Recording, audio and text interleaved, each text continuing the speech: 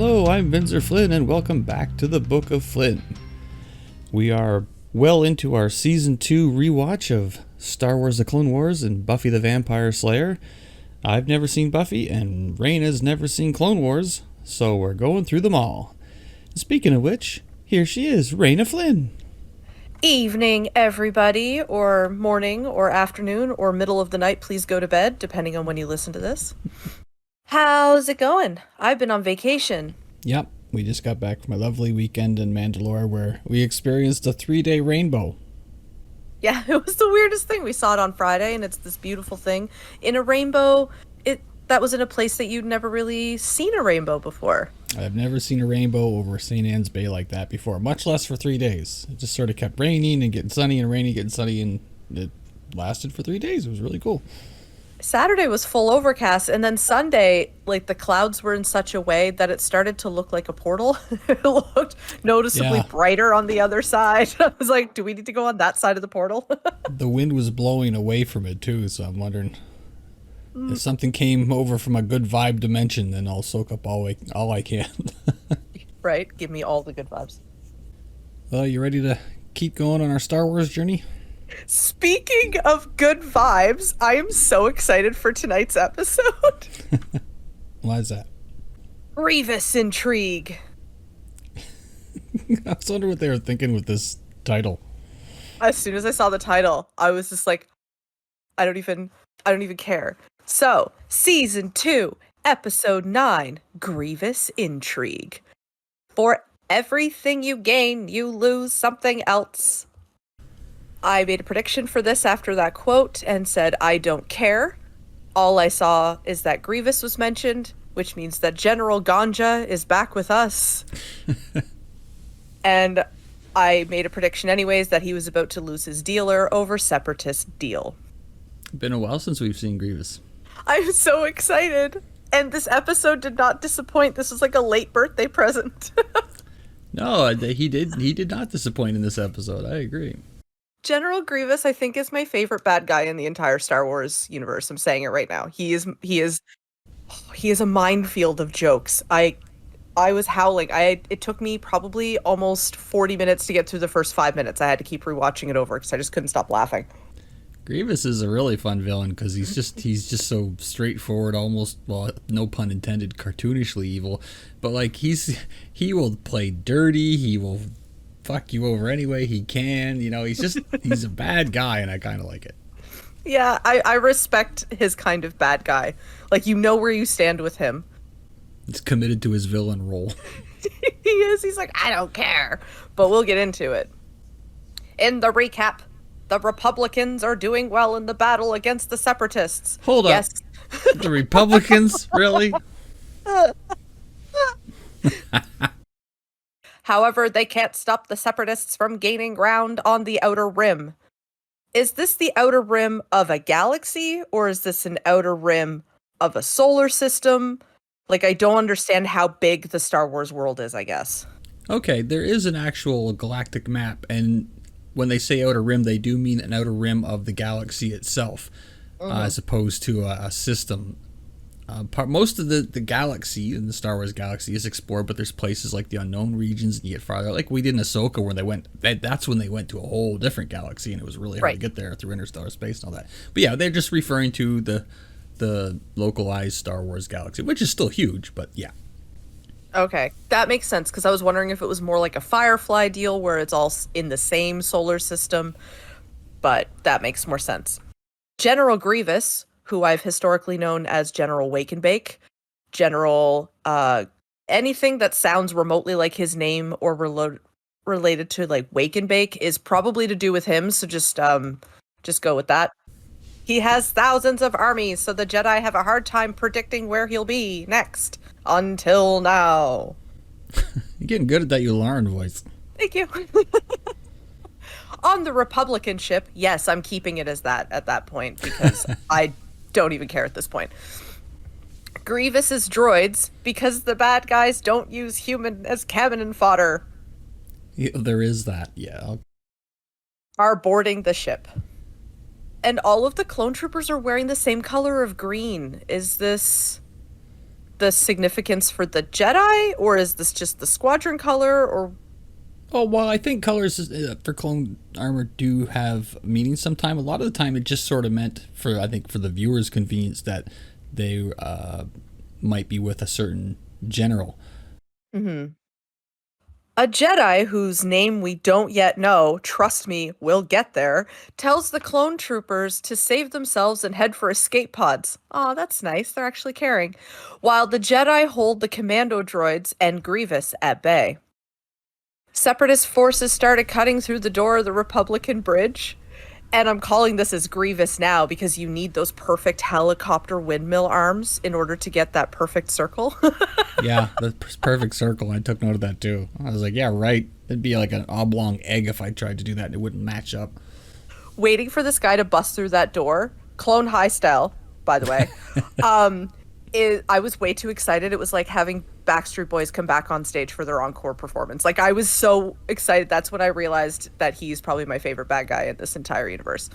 General Grievous steps in like a mouse. And I rewatched this scene a lot because I was laughing at so many different things that I just wanted to see it all the way through.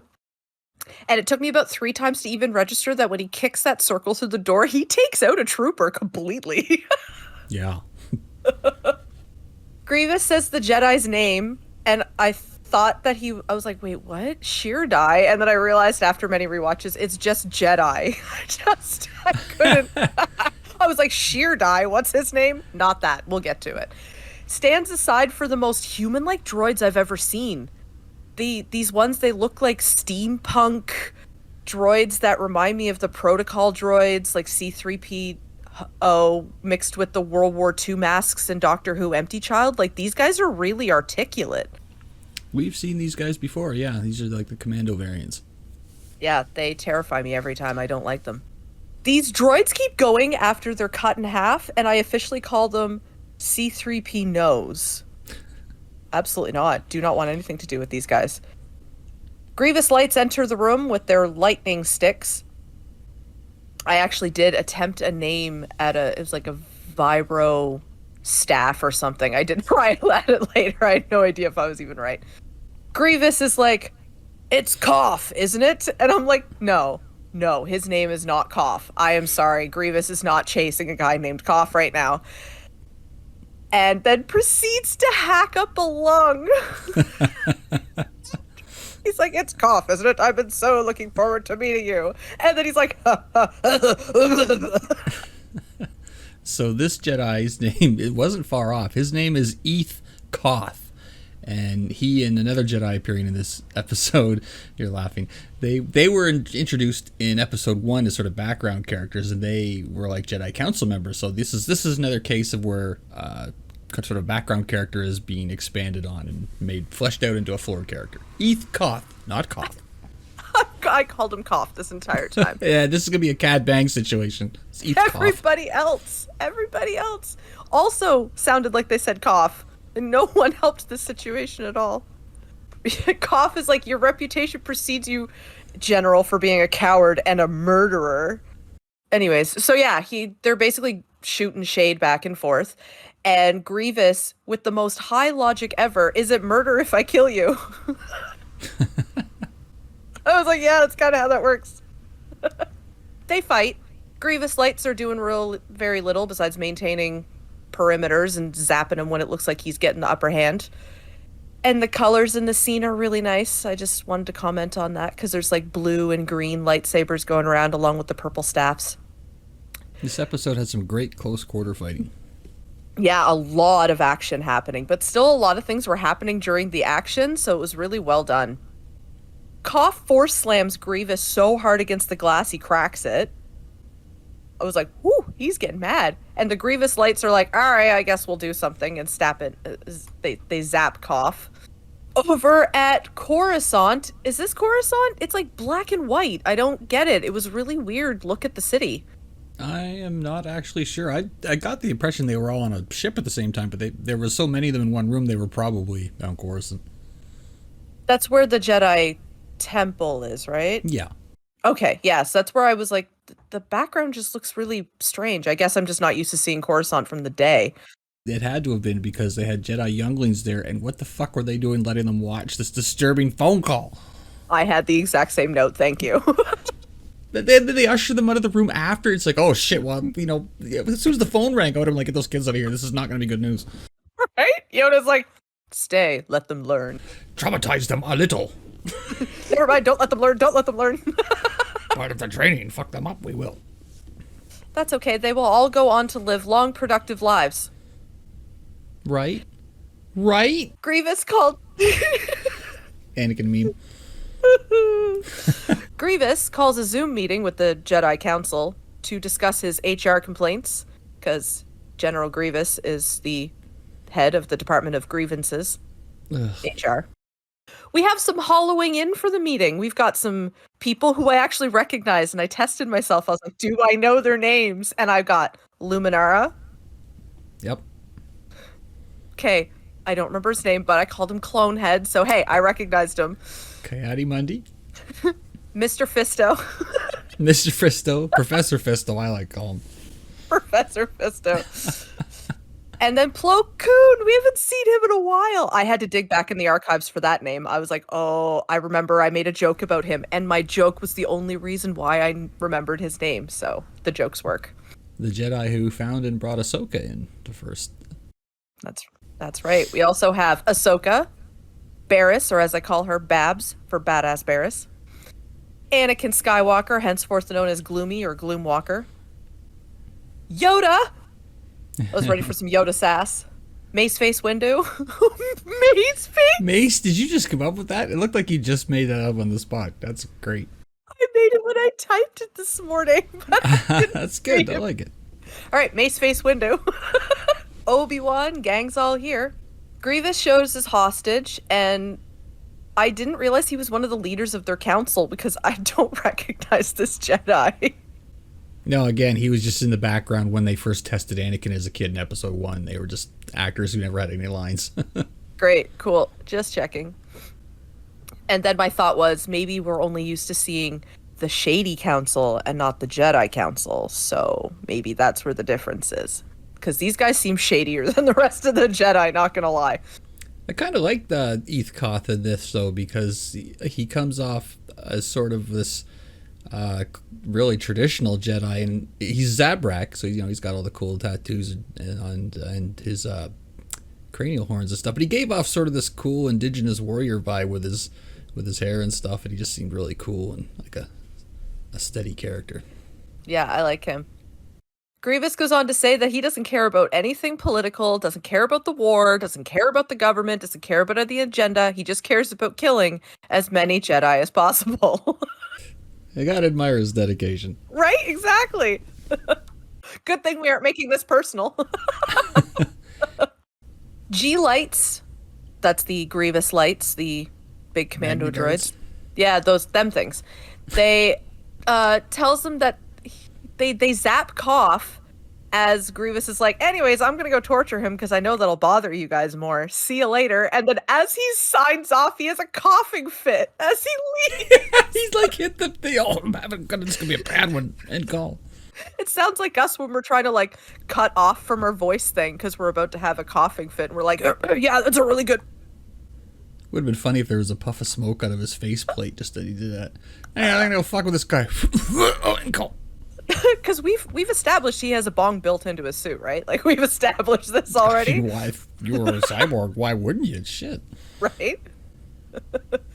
Yoda's then like, well, anyways, now that he's threatened death on all of us, get the children out of here. And then Obi-Wan said Koth, but I heard Cough. So his name is actually Cough, and that's when I had to go back and re-listen to the entire thing. It took me so long to get through these minutes. Of all Jedi to use with Grievous, they use that guy. I was like, if somebody comes in naming Wheeze, I'm out. Like, I can't. I guess Hawk Tua McFlem was busy on another world. Oh, I did her in on that one. Okay, over at the Shady Council, they're discussing options. Sean Connery's on the podcast. I must ask you a question. The Shady Council is discussing options, and one of Plo Koon's clone co.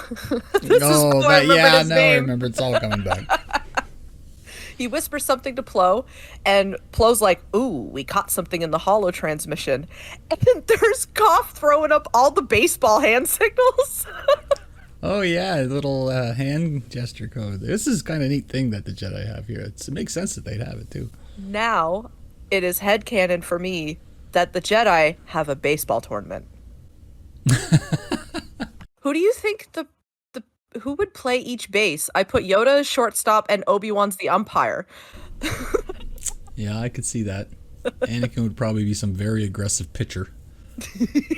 He just keeps injuring the players with the balls. You'd have all the second string Jedi we don't really know about in the outfield, guys like Eeth Koth and Plo Koon.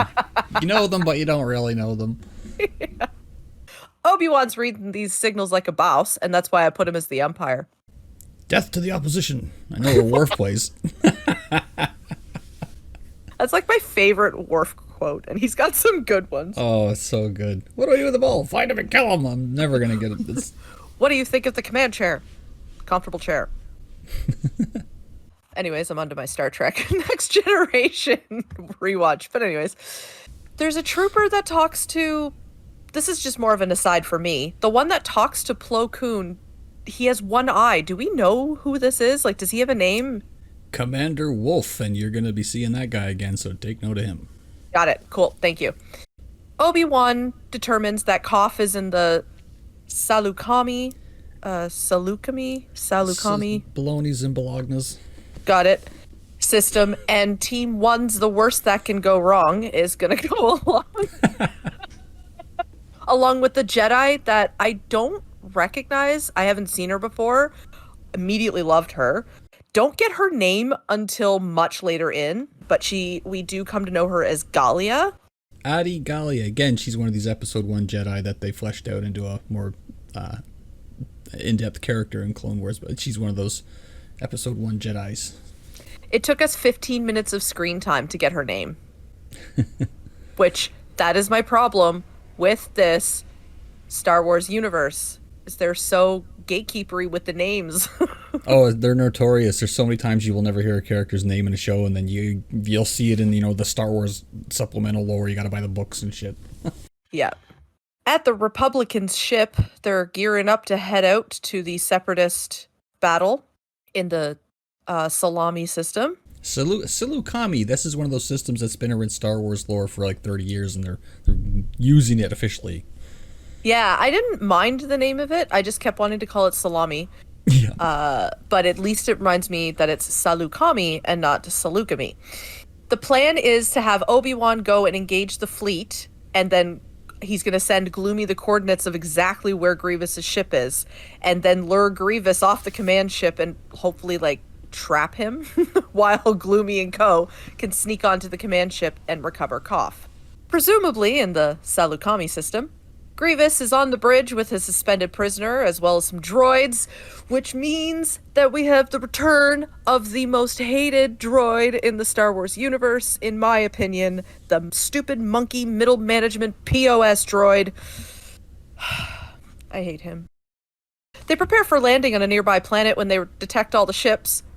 This is who I've called Harry for the episode. He's like, "Sir, we've got some ships incoming." He's like, "Oh, good, they found me. This was Grievous's plan all along." And I'm like, yeah, that actually makes sense. You know why? Because he doesn't care about being sneaky or going off the radar or doing any of that stuff. He just wants to kill a lot of Jedi. They should take that in mind. I'm sure that the children did when they left the room after the call. Grievous doesn't care. He'll just spend all the droids he wants to, and if it goes bad, he'll just escape. He'll jump into escape pod. That's what he does. It has been 2 days since he has punched any heads off of droids. He just went on a spree of just punching droids' heads off. He had quite a head count in season 1, I remember now. Obi-Wan hails Grievous and drops the bait. And Grievous wants to draw the other ships in, but Eminem's like, these are better than us, and they're outgunned. But Grievous is like, I don't care. And then he falls into the trap that Obi-Wan set by going over to the Republican ship. But ipso facto uno reverso, we'll get to that later.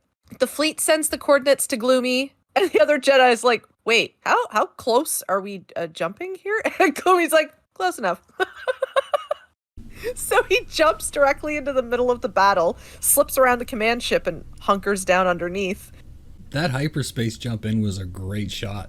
That was a really cool long jump in. Yeah. The other Jedi makes a joke about flying down the hallways, and I'm like, honestly, I thought he was going to jump into the landing bay, so I'm not far off.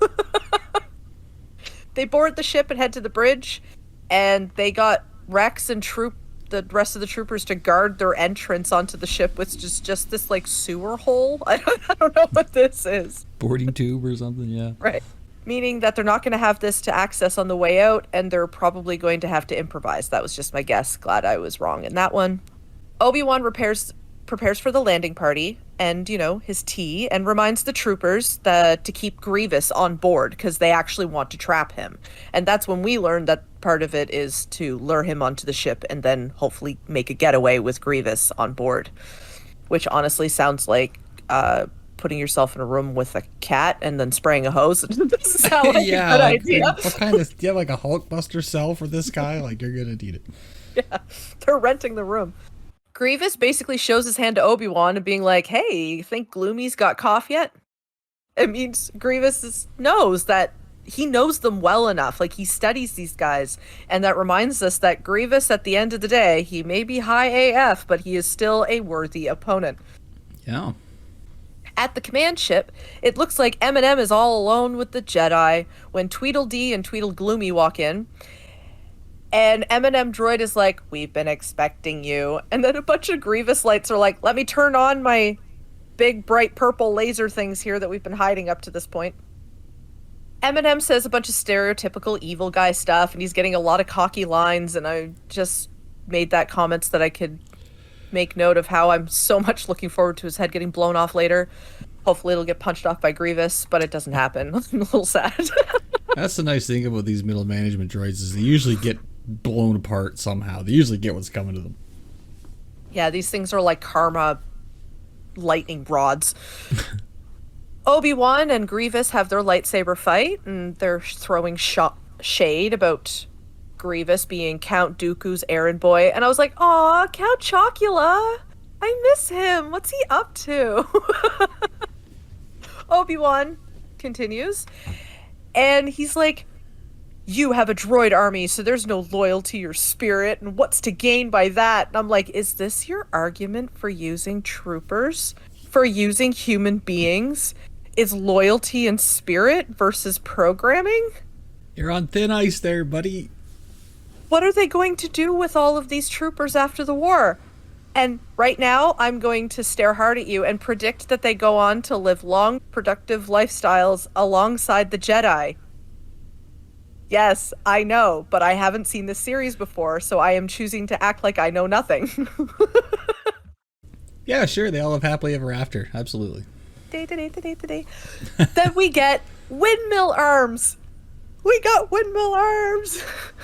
Thank you, Clone Wars, for the belated birthday present. Over at the command ship bridge, we go to a different battle, and I'm like, this one's less fun. Can we go back to windmill, please? Koff's being tortured by Eminem while Skywalker and Galia are just standing there helplessly. And the middle management droid's like, ha, ha, I will kill. And I'm just like, please, please kill him. Please, please kill him. He catches the laughing droid by surprise, force lassos him in. I can't explain what that is. He just kind of goes, nope, you come here. And then cuts off his arm. They fight, and through this fight scene, which was spectacular, by the way, there was a lot of different dimensions and styles. I really enjoy how well Galia and Skywalker work together. Yeah, she's pretty cool. They actually work together than most pairings I've actually seen with Skywalker, because on some level there's some sort of verbal communication, yelling at each other, like snipes and jabs at each other and stuff, but with this, they didn't even communicate. It was just Skywalker drops, she makes her move, he gets up, I don't know, it flowed really well, and they worked really well together. Eminem crawls towards his severed arm, and then a Grievous light kicks it across the room like a can. And the droid goes, no. I just enjoy seeing him get his karma. Republican ship, and the fight continues with more windmills. At the command ship, the fight continues with less windmills and more M&M droid getting hit in the face with his own arm. And he finally gets his arm, but he can't press the button. So then he gets cut in half, and the M&M droid is so gone. And I'm so happy. I like the Harry and Marbs, and I actually feel bad when they get blown up because they usually don't deserve it. But these guys, I'm like, every time, man, I cheer every time you die. They release Cough, and they're now going to get off the ship and cut off Grievous's exit strategy. Meanwhile, Nightmare Fuel crawls away on all sixes, because apparently he has 6 legs. I can't even say all 4s. Yeah, I hate when he does this. He did it in the movies, too. I can't. Don't like it. He did this in season 1 as well, and it was kind of the first time that I remember seeing this, and it was all in, like, flashlight, so it was really creepy, and this was even worse to see it in full lit rooms. Obi-Wan's like, Grievous is heading back to the ship, and Master Galia is going to go after Grievous while Gloomy takes Cough back to the shuttle, and I'm surprised. I thought that would be reversed. There's a very good reason why it isn't. One of the golden rules going through Clone Wars is that certain things had to be a certain way by the time they get to episode 3. And you remember in episode 3 when they save, Palpatine or whatever at the start of the movie, Anakin encounters Grievous for the first time, and he says, I thought you'd be taller. The continuity of the Clone Wars means that Anakin and Grievous can't really meet until then, which means so for the next 7 seasons, don't hold your breath for an Anakin versus Grievous fight. It's always going to be Kenobi or somebody else. And this was their way of making sure they stayed separate for that line, because they meet the first time in the 3rd movie. Oh, I like that dedication to the continuity. If they didn't do that, the fans would have eaten them alive, which just would have been one of those things. That's fair, because, yeah, I get weird about continuity errors, but I like that. Okay, that totally makes sense.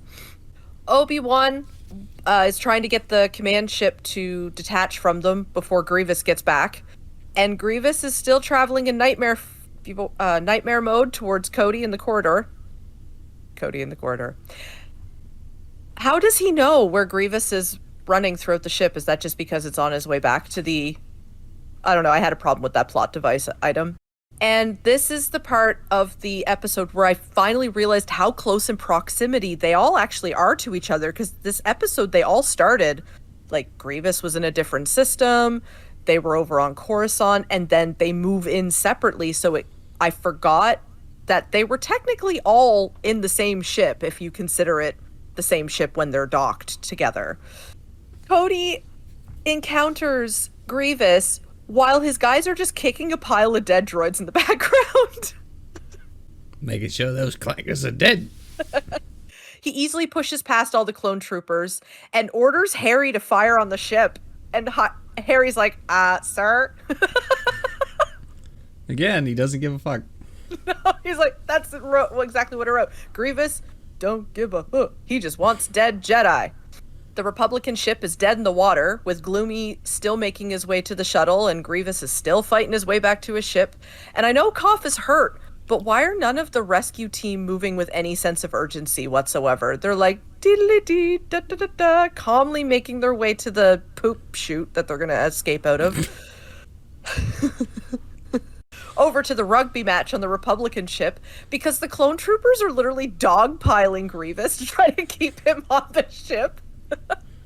Yep.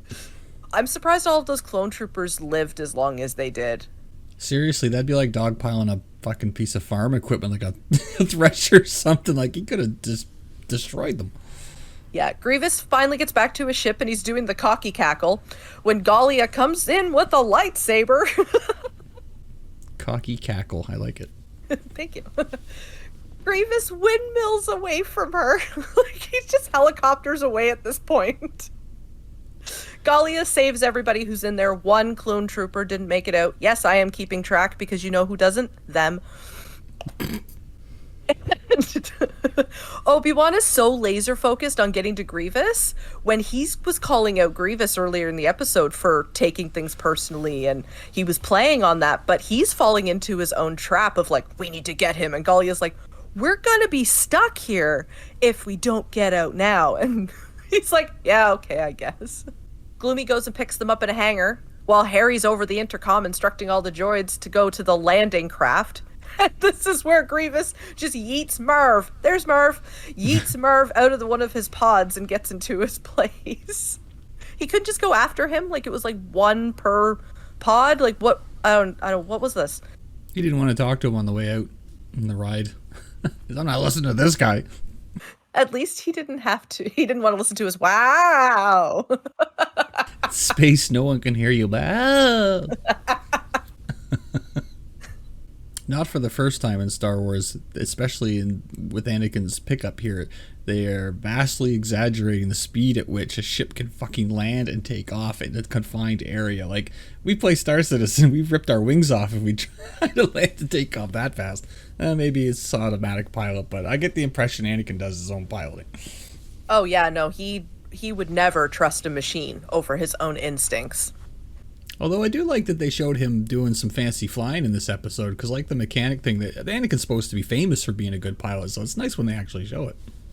Yeah, I kind of like that's my favorite aspect of him is when he's doing his fancy flying. As cocky as he is, it's some fancy flying. You can't deny it. Being in a ship cockpit's the right place to be a cocky character, I guess. I mean, look at Han Solo. Instead of at the end of a landing when you've got Galia coming behind with a lightsaber. The destroyed engines, this ship, the Republican ship is trashed. Did that actually explode, like fully explode? Because rest in peace, all of the droids, all of the clone troopers on there.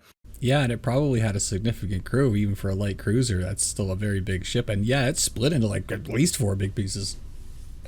They crash into the command ship, but have no fear, because Grievous is heading to the planet in a landing craft. Oh yeah, that ship, I don't know if it was exactly the same as the ones in episode 1, but that's the kind that they used. It was like the droid carrier would land, and then the racks of the droids would come out. Obi-Wan says that they'll have to follow after bringing the common cold back to the ship. Eeth cough. Koff states that he would have gladly given his life if it meant that they finally caught Grievous once and for all. And Gloomy's like, at least we're all here to fight another day. And I was like, that line shouldn't have come out of his mouth. That made no sense. It actually seemed like it pained the actor to voice that. It seemed weird. It did seem like the wrong thing to say at that moment. Well, at least we're not dead, I guess. It would have made more sense if he at least side-eyed Obi-Wan, because this is personal for Obi-Wan. So if he had side-eyed him and been like, yeah, at least we're all here, that would have made more sense. But the way it was animated, nothing. That line didn't make sense at all. You know, it would be good just once in a while, like, because we know Anakin's got a bit of a temper. They should have done little things like if someone gets away, everyone's standing around disappointed. Like just something as little as him, smacking a container off a table, something out of frustration, would have gone miles to, foreshadow that impatience that would become Darth Vader. Yeah, although we did see that last episode when he went full tilt on Boggle. Yeah, that's true. Yeah, you do see it come out sometimes, but I just always thought those little things would be very telling. If he when no one's around, he punched a wall or some shit like that. It'd be really interesting to kind of keep a track of that, like how often we see him access or we see the dark side of the Force kind of come out in him and be like, okay, it showed up once in season 1, twice in season 2, and just see if it starts becoming more and more common as the seasons go on. Do a D&D dark side alignment tracker. I've got some experience doing that with my players. Oh, that's a big dark side point there, Juice. I shouldn't have done that. I really liked this episode. Obviously, the material that it gives me for my nicknames is like clone troopers in this war. Absolute cannon fodder. I just love Grievous. He just makes every episode entertaining. It really ups the ante when he's the villain of the episode, though, because he's such a tough guy to fight. Although I could deal without any of the crawling on all sixes ever again. I would settle for a world of windmills over that any day.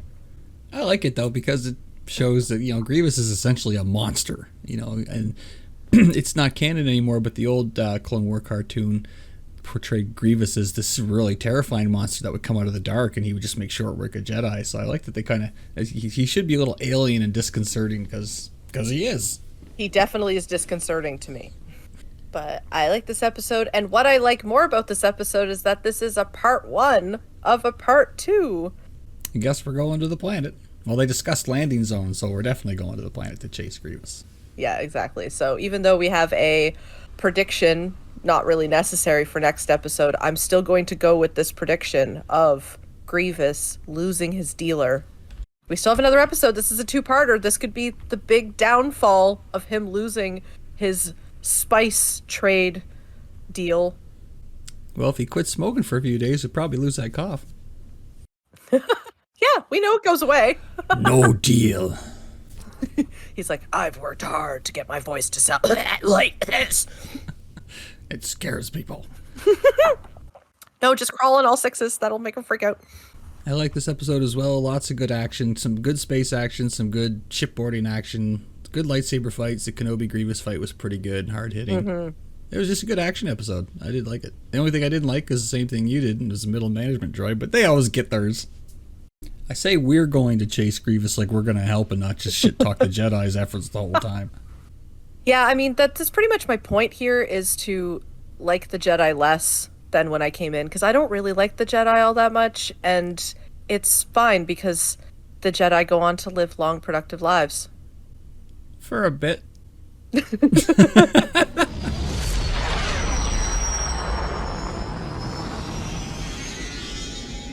Time now for Buffy Season 2, Episode 9. What's my line? My prediction for this episode was that somebody was going to lose their memory.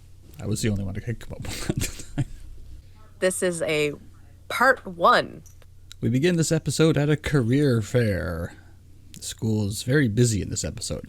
Xander's trying to figure out how to say on a form that he's a people person, but is usually the one left to himself. He's left to himself by default, because nobody wants to be around him.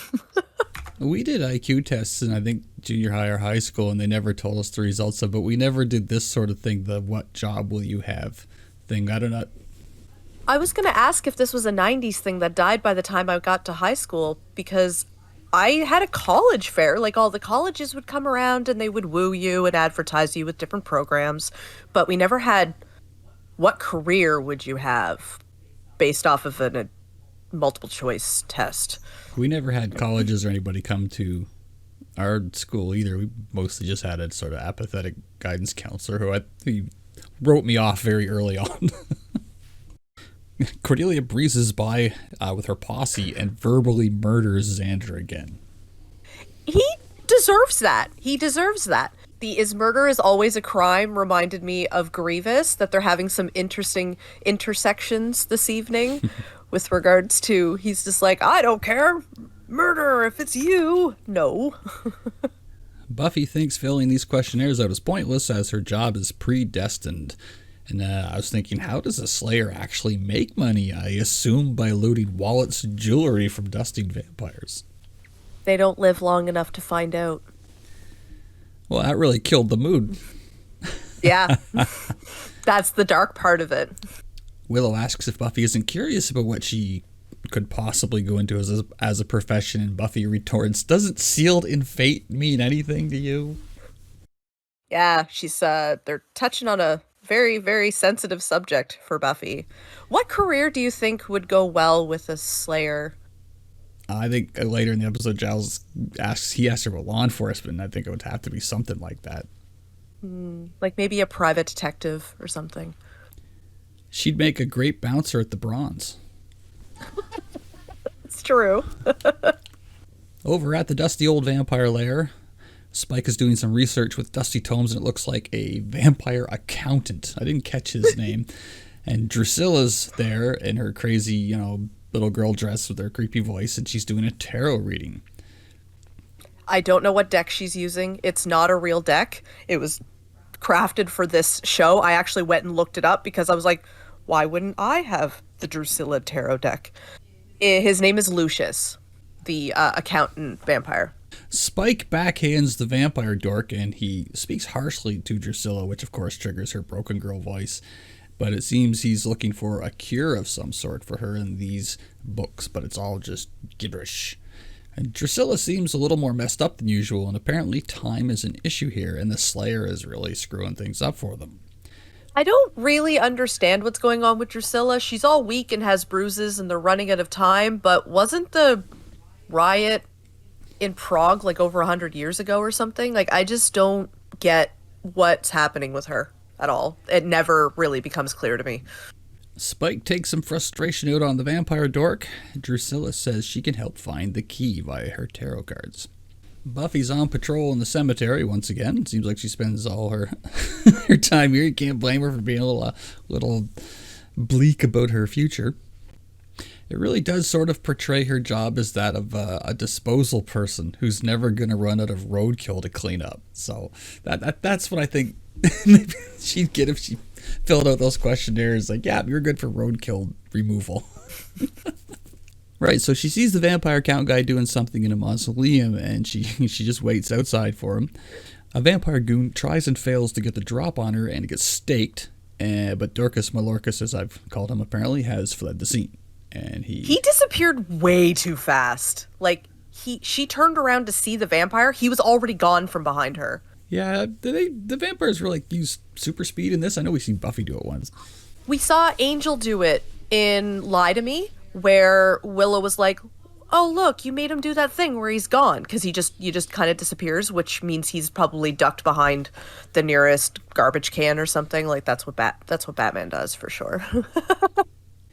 Buffy heads home and she climbs in her window out of habit, and she finds Angel in her room cuddling with her teddy bear, and he's a little jumpy. Mr. Gordo. I'm surprised she's able to get the jump on Angel like that. I guess because she's a Slayer, but it just seems like, I don't know, I guess I'm used to Anne Rice vampires where they're just like hyper aware of their surroundings, you know, even when they're asleep kind of thing. Yeah. She says, "What's up?" He says, "Nothing." And she says, "You don't have a nothing face, you have a something face." That could be taken in a number of ways depending on the context. Her mom is unsurprisingly away in LA. I can only assume doing a huge coke deal. Angel knows about Career Week because he, quote, lurks.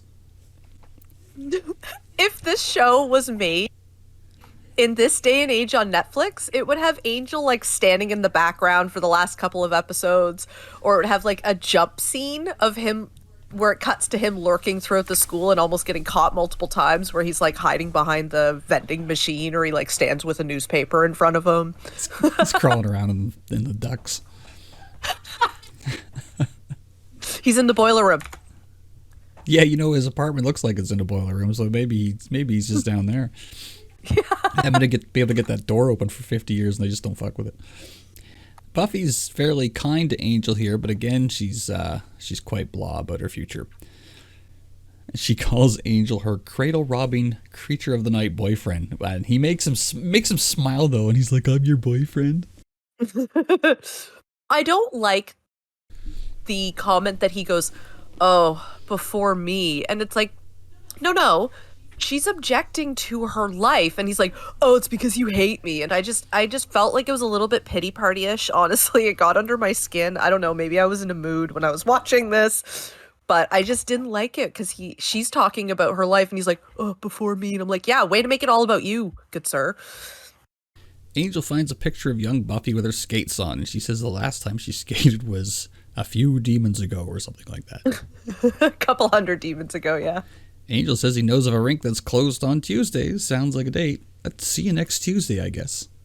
Why do they need to go when it's closed? Why can't they go when it's open? We can't do it during the day. Vampires on ice? I'm pretty sure we get to see that this place is pretty enclosed and there's not a lot of direct light. At the school, Xander and Cordelia are checking the results. She gets personal shopper or motivational speaker. And I'm like, yeah, both of those check out. Maybe in a bit of an abusive motivational speaker, but the shopper, yeah. But what about who would ever give motivational speaker as a likely career? Like, that's one of those things where you kind of make it or you don't. Well, they were everywhere in the 90s. Everyone was a motivational speaker in the 90s. Oh, I guess that's like today's TikTok or Instagrammer. Cordelia peeks at what Xander gets and gives a very good, very well-delivered, derisive laugh, but we don't get to find out exactly what it is just yet. Buffy tells Willow about her big skating date with Angel. Xander intrudes, I wrote that word deliberately, tells them he got prison guard, which is fucking hilarious. Again, this show has managed to surprise me. Yeah, I don't see that one. Well, if you put it in the context where he's always butting in and seeing what people are doing, he'd be a very observant prison guard. That's true. He tells Buffy she got law enforcement. I did hear that right? I honestly think that on some level, this was Snyder assigning her to law enforcement regardless of her test results. This is what I choose to believe, is that Principal Quark totally signed her up for this and was like, nah, I don't care. Well, I guess she did do the questionnaire then. Or Snyder fucked her over. Yeah, she did the questionnaire, but he didn't care. My theory is that he literally just assigned her to that to try to straighten her out. He's just parallel universe Quark, and his hatred for Odo and the cops was bleeding through. 100%. Okay, so he tells Buffy she got law enforcement, and Buffy says, what I think is the quote of the show, I'll jump off that bridge when I get to it. A little dark, but it kind of reflects her. She's very dark and bleak right now. She's very doom and gloom right now. That's It's right. yes. She's very down on being the Slayer. And there goes Giles with a comically large stack of books. Buffy has to go check in with him after every Homer. He's being very, very demanding watcher. Does that man not own a bag or a box or Common sense. a cart?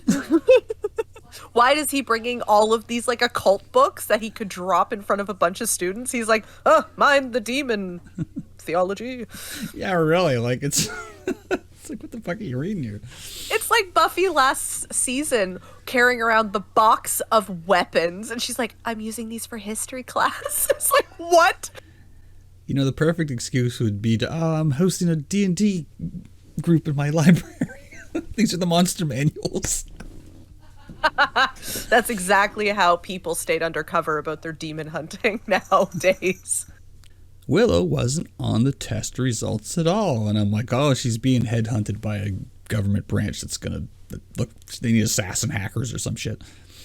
In the library, Giles is doing some work on his Giles files. And it's amazing how pompous some watchers were. Buffy's like, no. Buffy relates her patrol results from the cemetery and how the vamps are stealing something from the mausoleum. A little static between Watcher and Slayer. She again laments her fate. So it depends on the episode where they're getting along or they're not. So there's a little more, I think it's more of a disciplinary and Giles is cracking the whip kind of thing. I really like how all of this is shot. They do a very interesting, like, they're not just shooting Buffy, like, front on. They're shooting her through the books. Like, this is her life. She's surrounded by demons. She can't get away from it. And then it's always, like, cuts up to Giles. So it's very much showing a power dynamic that's happening there. And her face is always in the shadows, whereas he's standing in the light. So she's really down on herself right now. And I really usually watch these shows in the background because Buffy is a comfort show that I'll just put on. So I've never actually sat down and watched these episodes until this run through. And it's really making me notice, like, I forgot how this was shot until I was actually watching it again. At the Vampire Hotel, Spike is showing Drusilla a big golden cross. Spike vents about the Slayer and how they'll never complete Drusilla's cure with Buffy in the way. He says they got to call in the big guns, the Order of Taraka, I think it was, which I'm guessing is some sort of like some sort of elite vampire hit squad or something at this point. At the school back at Career Week, Willow and Xander bump into Principal Quark, because that's his name. Xander calls him a tiny person. All he cares about is where's Buffy, and Willow awkwardly makes excuses. There is a poster behind Willow, and I don't know what it was advertising, but it caught my eye because that's what I'm looking at this watch through. If fourth hour English seems endless, try sitting here for 50 years. And then a picture of a wheelchair. Snyder says to Xander, whatever comes out of your mouth is a meaningless waste of breath. And I was like, ooh, we suddenly have competition for play of the game for the line of the episode. I do enjoy a good Quark. A couple suits appear, and they take Willow away to meet with Mr. McCarthy, who's not there yet. He's a world leader in tech, and they've had their eye on her for some time, and they're very selective. And like, oh, she is being recruited by some shadowy organization for her hacker skills. They must have heard about her work with the Cyber Minotaur in Season 1.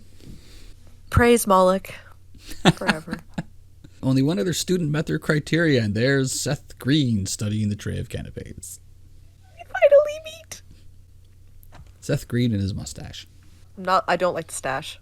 Outside, Buffy and Giles are at the cemetery, which is being filmed actually outside during the day, which feels like a sudden contrast in the mood of the show. And it was, this show's filmed at nighttime so much, so to see them actually physically outside of the day was really weird, but, it was good. Yeah.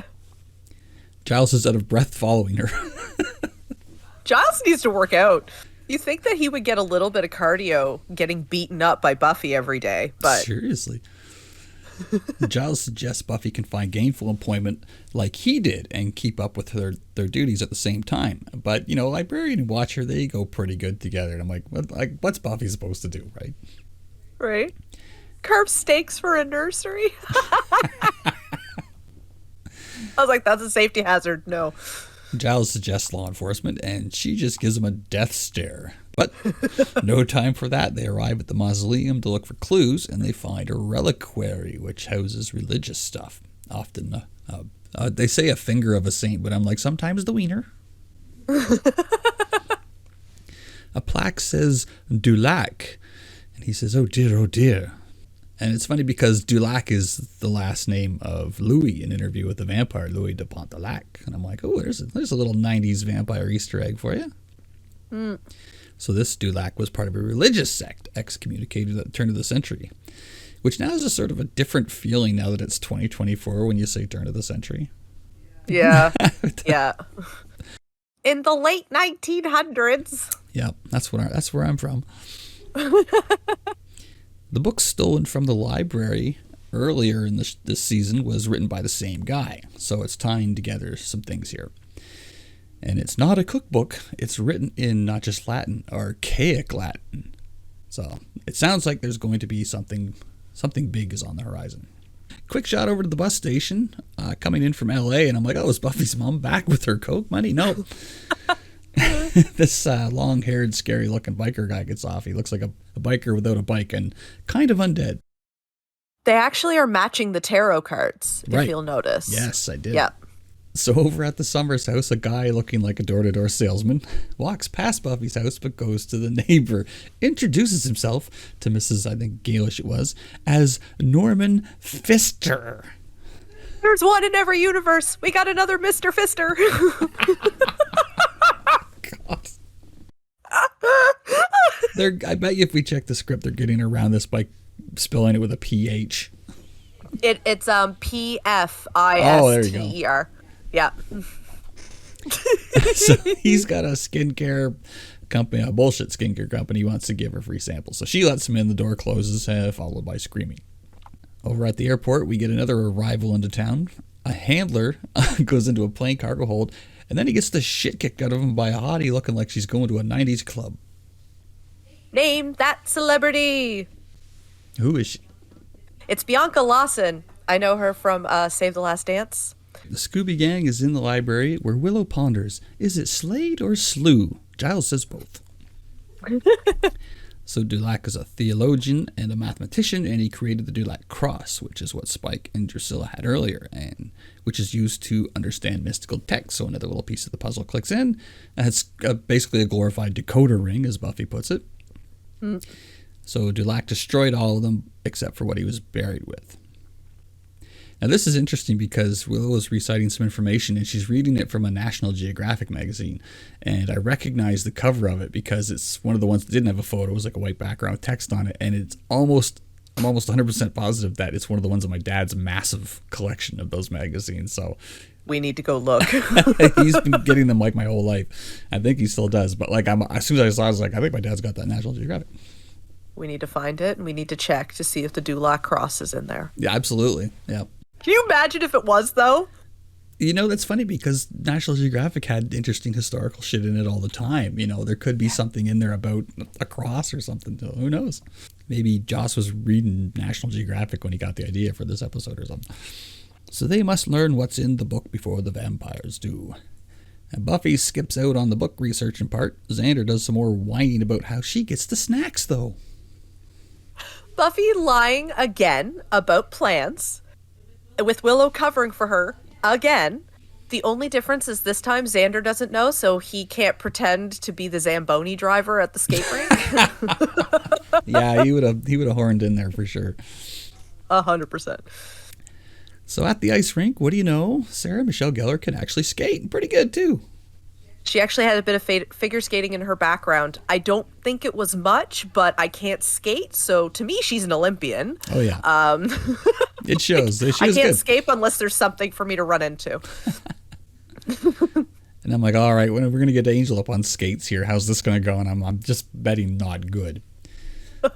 So the biker guy shows up, and I've nicknamed him Slob Zombie. So he's now over peeking in from the Zamboni doors. Now when Buffy falls on the ice, it is so fake. Like I did not buy that fall. No, I don't know what she was trying to accomplish. It was weird. So she fake falls and kind of slumps against the boards for a second, and Slob Zombie and his dead eye grab her. But Vamp Face Angel intervenes, and there's a fuck off punch out, and Angel's kind of on the ropes here. And I was like, Angel was totally just waiting for something to happen to get him out of skating. He's like, oh, thank God. Notice he didn't bring skates? Exactly. Like he was like, if I wait long enough, something monstrous will attack her, and then fuck the skating. So Buffy cuts the bad guy's neck with her skate, which is goddamn hilarious. I loved it. But he didn't dust. I assumed he was a vampire, but he's not. So he's something else. I'm like, did you just... No blood. Yeah, no blood on the ice, nothing. So maybe he was in fact a zombie or an undead creature. But I was like, first I was like, did Buffy just murder this guy with her skate? Sure did. I mean, he's just lying there. Yeah. Dead guys on ice. So Angel doesn't like her seeing him in vampire mode, but she seems pretty okay with it. And I find that a little weird, but okay. I find it weird because I think like when his face is like that, her Slayer instinct should be almost compelling her to attack him. You know, like that should be her instinct, but I'm going to kiss him instead. This is a big moment in the Bangle love story. The Bangle love story is a... Oh, now Bangle. It makes sense. Thanks. Yeah. This is really a big moment in the Bangle love story. This is a pivotal moment for them. Yeah, so I like how they're making out while there's just a dead guy in a leather vest on the ice. Love. And I made a note how, you know what, if he was a zombie traveled by Greyhound, I saw quite a few zombies on my Greyhound travels too. You could have seen this guy. Thinking back. It was right the time period. Was he? I never saw him because it was dark, but there was one guy that had sex with some woman he just met in the back seat and then yelled he was the king of the bus. Might could have been this guy. All right, Slob Zombie. What a way to go. Settle down. I remember, the guy doing coke the whole time, but other than that, it's a bit of a blur. So 90s club babe shows up, but she seems to just observe for now. Giles inspects the ring, confirms they are a group of assassins dating back to King Solomon's time. Xander makes another stupid joke, and he made a lot of stupid jokes in this episode and previously. They've been building up, and Giles finally snaps and tells him to shut the fuck up. And I was like, yeah. Yeah, I'm really glad that you didn't even address him in the scene where he's like making all these stupid jokes that aren't funny at all. Honestly, it tires me out. Like I glaze over a lot of this unless he has something really relevant or it's a zinger. I just sort of glaze over it because it's just hot air. Snyder was right. Everything that comes out of his mouth is just a waste of air. Which is fun when it's the Joss Whedon insert character.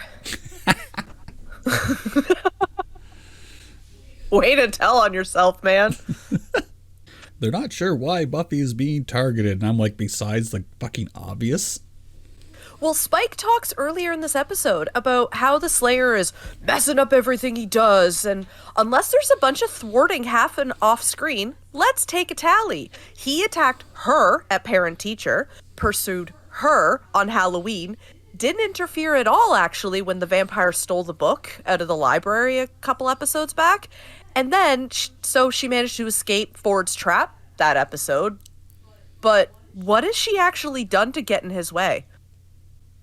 You're right, 100%.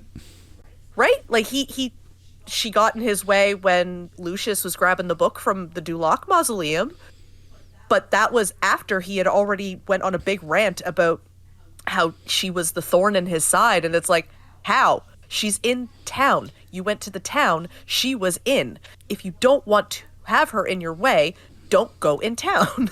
I think he's saying she's in the way because he's afraid of her. I mean, he's already gotten his ass handed to her at least once. So he's like, when we inevitably have to do a really smackdown fight, Spike's like, I'm going to fucking lose. And then once by her mother. Which is not a moment I will ever forget, because Joyce is the bomb. When she's around. Yeah. I feel like we kind of needed an episode where she got in his way once for this to be a proper response, because it feels like an overreaction. I don't think they really earned this. Both Angel and Giles seem to be very concerned about how these guys are different from vampires. They only care about getting the bounty. They don't really care about earthly comforts or delights. And I was like, oh yeah, we're getting the bounty, as a Mandalorian. Frankly, I can respect that a little. Yeah. You can kill as many as you like. It makes no difference. There will always be more. And I'm like, again, sounds like Flynn's. Mm-hmm. Yeah. Giles confirms that some of them are humans, some definitely not. And I'm like, oh, that could be a very interesting mix of Assassin's Guild right there. That's got potential. Like the creepy guy now watching Buffy's house, who appears to have some kind of fucking horrific maggot-based shape-changing ability. I'm like, Mr. Fister, you are already grossing me out. Now we're at another level. He's the Odo in this universe. Not good. He's the oh no. Oh no, Fister. Buffy's walking the halls. She's very paranoid. Like I said earlier, the school's very busy right now. It's a lot of people around. So she's seeing bounty hunters around every corner in the school. Seth Green bumps into her. Buffy gives him a mild choking. And after she leaves, he says, intense person. Just saw the mustache and panicked. I don't know. And later on, she's like walking home in the dark. I'm like, why is she walking around in the dark? She was going home, but didn't. She must have been like, oh, mom's out poaching bears in Canada. No point in going home. Oh my God. That's 2 in 1 episode. Honestly, I think this is, again, Slayer senses. On some unconscious level, kind of like Gloomy in Star Wars with the Force, might not always be consciously aware of the decisions, why they're making the decisions they're making, but I think that her Slayer senses kicked in here and was like, you do not want to go in there. I'd buy that. At the library, the pulse-pounding book researching continues with Willow and Giles and Xander. I guess Xander's there too. He says he tried to call Buffy and there's no luck. But that is a statistical impossibility for a 16-year-old girl with an unplugged phone. And Willow just nods, yeah. I can confirm as well. Yes, we would never, ever want to. The FOMO is way too huge when you're a teenager. So Buffy's looking for Angel in his boiler room apartment, which I'm now convinced is just under the school, or maybe the Bronze. It's filled with all kinds of stuff, probably from his evil guy days, I imagine. So many lamps. So many lamps. He has one behind the blind, one on the desk, the lantern next to a lamp, glow lights on the wall, a lit glass case. Who pays his power bill? The statue in the case, you said that the stuff, probably stuff from when he was evil, but I actually did some deep digging research. This took a lot to figure out. The statue in the lit glass case is Guan Yin, which is usually depicted as androgynous. It's a deity that stands for leaving the world of suffering behind, and it stands for mercy, compassion, kindness, and love, which I actually thought was a really cool thing to put onto a set. You think they did that on purpose, or they just found it at a garage sale? Or... Judging by what I know in the series, I think that was purposeful. We'll see reasons for this in season 3. So it is a Buddhist deity, I believe. I figured it was only fair Buffy gets to poke around his place because that's what he did to her. Yeah, exactly. This is the first time they're really like in each other's spaces without them around, which is also in itself a creepy landmark. He has an actual unmade bed and not a coffin. I was actually surprised by this, and Buffy just makes herself at home in it. So Angel goes to a bar to speak with this bartender, Willie, who seems to work with vampires. It killed me because as soon as this is my spot, the actor, I don't know the guy's name. All I know is he plays Mocha Joe in Curb Your Enthusiasm, and he gets into a big thing with Larry, and they have rival coffee stores. So as soon as I saw him, I was like, "Fuck you, Mocha Joe! Fuck you!" This is Willie's bar. This is Willie and Willie's bar. So Angel roughs him up, despite a promise of some prime pig's blood Willie's just got in. So just before Willie can drop info on where Spike is, 90s club girl Super Speed kicks Angel in the face. This is a side of Angel that we haven't seen before, because Willie's human, and he messes him up, and it's an interesting thing to point out that Buffy makes Angel dangerous. Yeah, he was ready to pop his head like a grape. So they kick the shit out of each other, and he gets the worst of it, and she manages to get him locked up in a cage, and the sun's coming up soon. Giles calls Xander, and we can only hear his side on the phone. When he says, no, I haven't heard from Buffy yet. He sends him to her house to check on her. He says, I don't know, get Cordelia to drive you. And I'm like, this season's really forcing these two together, so I'm convinced they're going to get married. It's 10 after 6 in the morning. According to the clock on the wall and Giles's watch, 10 after 6. Call Cordelia. Okay. Yeah, she's going to love to get that call. Willow's all conked out because apparently it's fucking first thing in the morning. Giles wakes her and she shouts about tadpoles and reveals a surprise frog fear. Don't board the tadpoles. I noticed there's donuts on the table, like Krispy Kremes or something. I was like, oh. There's definitely a jelly in the mix. Giles connects some dots about healing a sick vampire in regards to Drusilla. It's all dots are starting to come together here.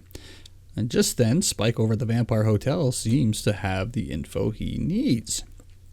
Yep, another note about Xander and Cordelia are verbal sparring as they go to check on Buffy. They are definitely getting married right after high school. At this point, Xander references themselves as the Scooby Gang, so there goes that joke for me. Yeah, that's the first time they've referred to themselves as the Scoobies, and this is what they infamously get known to be called. But he does successfully break in, and he lets Cordelia in, and the verbal sparring doesn't stop at any point as he's doing that. And Cordelia actually references a future husband in this exchange, and I'm like, yep, it's gonna be him. Bald old prison guard. There's a knock at the door. Cordelia answers, and Norman Pfister, the Maggot Man, talks his way in with his, I want to say Cutco knives, but it's like beauty products and free samples, and her face just lit up. Angel's still trying to break out as 90s club assassin attacks Buffy while she's lying in his bed, and she dodges an axe to the head from a like a dead sleep. There's your Slayer instincts. Yep. So they have a tough fight, and Buffy resorts to chick fighting, and they wreck Angel's coffee table. Just probably fucking was Louis the 16th or some shit. So the assassin reveals herself as Kendra, the Vampire Slayer, and then it's a cliffhanger ending for part 2. I was like, oh wow, okay, this is interesting now. And it made me think that, you know what, there has to be other hunters in this world that just go around vampire hunting, like the Winchesters and some shit like that. Like Buffy's the capital S Slayer, but there has to be other hunters out there, and so this is interesting. So cliffhanger ending. I definitely did like this episode. Lots of good fights, connecting some overall plot points with Drusilla, snappy banter. Giles finally told Xander to shut the fuck up. That was a wonderful milestone. I get that Buffy has legit issues with her life being mapped out for her, so I'm expecting something is going to happen that will make her really see the importance of being the Slayer, and then she's going to embrace the job and level up, so to speak. And I'm predicting that, I don't know, her powers are going to get more powerful if she leans into being the Slayer power instead of pulling away from it, kind of thing. So we'll see how that goes. My prediction for the next episode is that that Kendra's like a bounty hunter assassin, but she specializes in killing vampires, probably for some personal reason.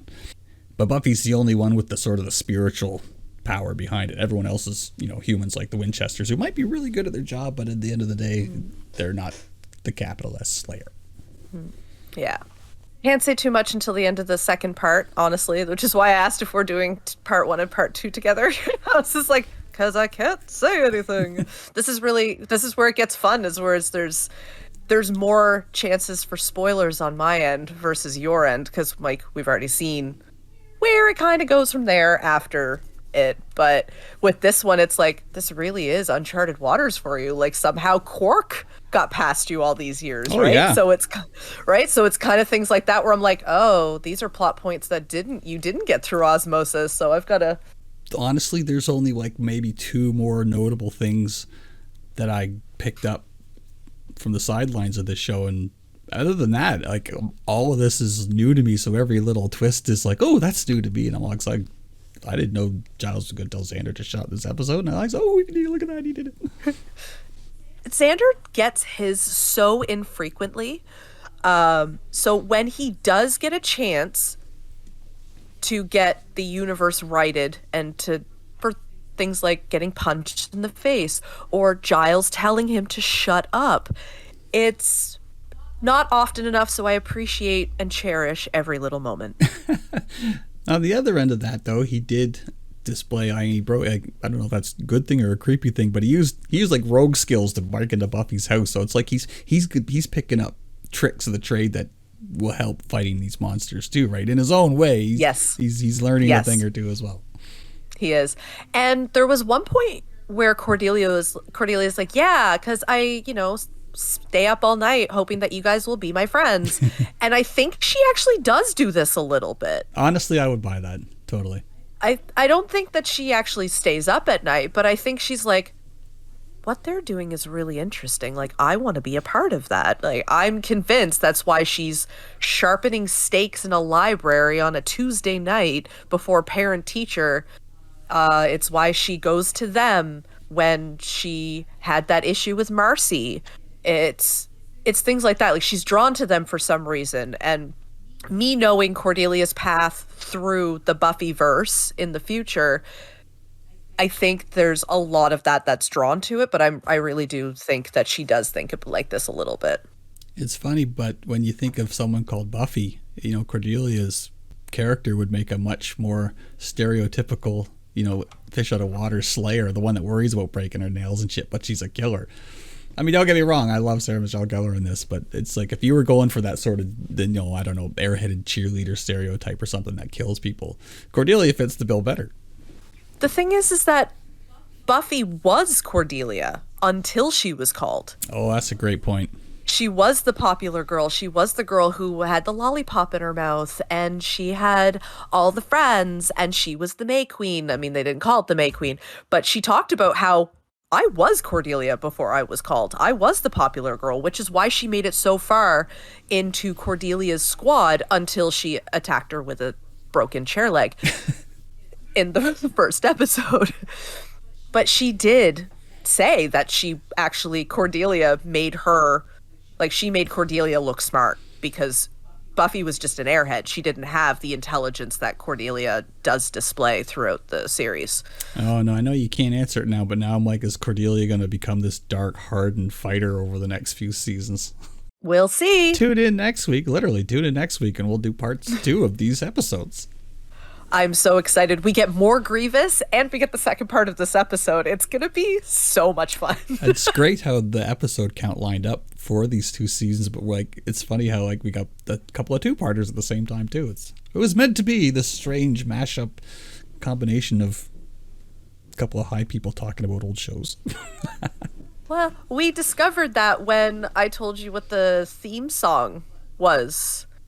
It was by Nerf Herder, and you were like, there's the connection. Oh, yeah, that's right. Yeah, Nerf Herder. Which reminds me, if anybody listening to this likes the music at the start and end of this episode, they're done by a guy on YouTube whose link is included in the description of this podcast, and he makes incredible music, so go listen to it. Amazing music, yep. Well, that's it from us, so we'll see you next week.